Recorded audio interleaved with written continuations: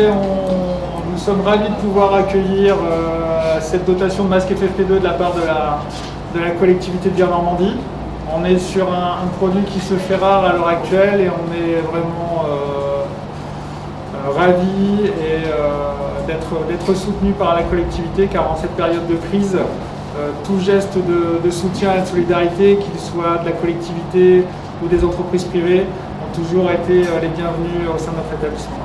Écoutez, les masques qui sont une denrée très rare et recherchée par les temps qui courent, vous le savez bien, au niveau mondial, il n'y a pas qu'en France, c'est partout. Et c'est vrai qu'on a pu faire l'acquisition de ces masques FFP2, qui sont des masques, je dirais, haute protection.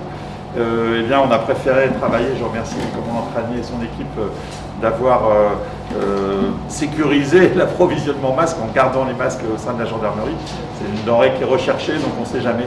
On a préféré travailler avec la gendarmerie sur cette question des masques.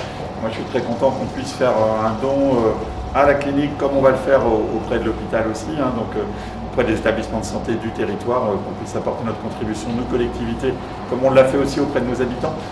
Je pense qu'on a aussi un devoir de protection, ça fait partie de la responsabilité de la collectivité, donc on la met en œuvre ici, et on aide aussi un établissement de santé qui a un rôle important sur le territoire à pouvoir protéger aussi les patients et les personnels, bien sûr, qui fréquentent cet établissement.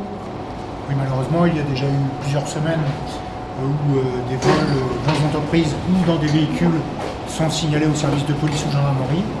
Alors, vous pensez que dans des camions 38 tonnes, cela a un certain coût pour les collectivités ou pour les entreprises privées. Donc il était important pour nous de proposer aux collectivités locales, Vire-Normandie, mais également Noutienne, également Aunet, également Condé, sur Noireau ou en Normandie, de stocker ces biens qui sont précieux actuellement et destinés bien entendu en premier lieu au personnel soignant ainsi qu'à la population locale. Au niveau du bloc, on utilise à peu près une vingtaine de masques par jour pour l'instant et si on peut augmenter progressivement l'activité, on va avoir une consommation jusqu'à 50 masques par jour.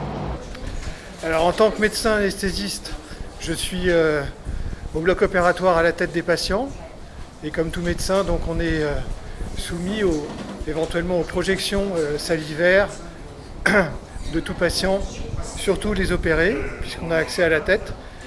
Que vous avez vu qu'en réanimation, on pouvait aussi intuber les patients. C'est aussi notre rôle en anesthésie-réanimation. Donc on a l'obligation d'avoir un masque le plus protégeant possible. Les masques chirurgicaux et FFP2 ont tous été rachetés par l'ARS. C'est l'ARS qui dispatche les stocks de masques d'établissement en établissement. C'est eux qui décident du nombre de masques alloués à la clinique. Et ça fait un petit moment que j'ai pas reçu de masques FFP2. J'ai que des masques chirurgicaux. On en avait encore un petit stock, mais qu'on écoulait et ça commençait à devenir critique.